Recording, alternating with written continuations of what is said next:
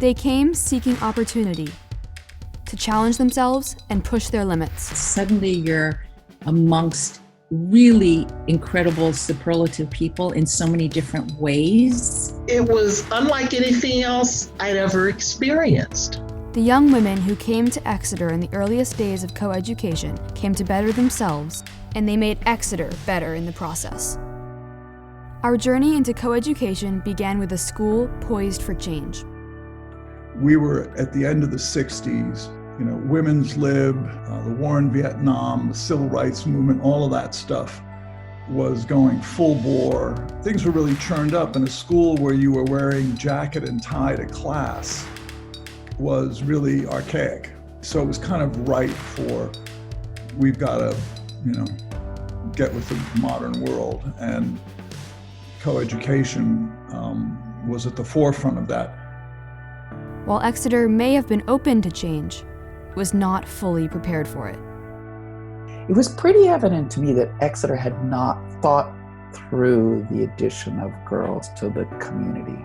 They just weren't certain what to do with us. There were very few faculty women, I'm going to say a handful.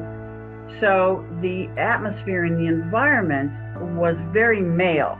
There were things that had to be worked on. As with any minority, your voice had to be heard, and we had to work towards the things that would make it right for the students and for the women faculty. 39 girls were admitted in 1970. The following year, their number grew to 128, still less than 15% of the student body. It is overwhelming to be the only girl in your English class. And when you're put on the spot and saying, oh, well, what's the female point of view? And I'm going, well, I don't know if it's the female point of view, but it's my point of view. We really had to prove ourselves all the time. But they rose to the challenge and embraced the best of what Exeter had to offer. So many people with just completely different backgrounds, and yet there we were in a very intimate setting, around the Heartless Table, at the cafeteria, in a dormitory, and so there was a very natural way to interact. I had a sense that this was a very, very neat and interesting community, and I wanted to be part of it. They found comfort in their dorms and on the playing field, and they bonded through their common experience. Lots of my classes, I was the only girl in the classroom. So this was the one place where I could be with other girls in a kind of community of others who were having the same new experience as I was. I would go and hang out and learn about the lives of my dorm mates. They were genuinely interested in me, and I was genuinely interested in them. And that was a tremendous vehicle for learning.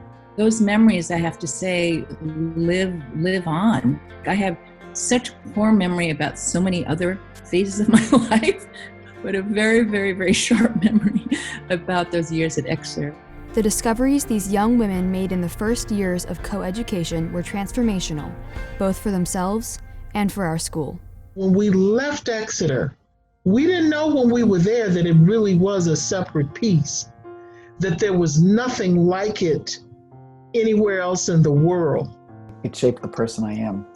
It opened doors. It opened my own mind. It made me a much more thoughtful person and thinker. Both the strengths of Exeter and the blind spots of Exeter were helpful to me. As with anything, we need to pay attention to groups that are underrepresented. Sometimes that means banging heads with people and letting your voice be heard. Fortunately, people listened, and I think we made some good progress. Thanks in large part to the girls who blazed the trail. We did it. We showed them. We are here. We've arrived.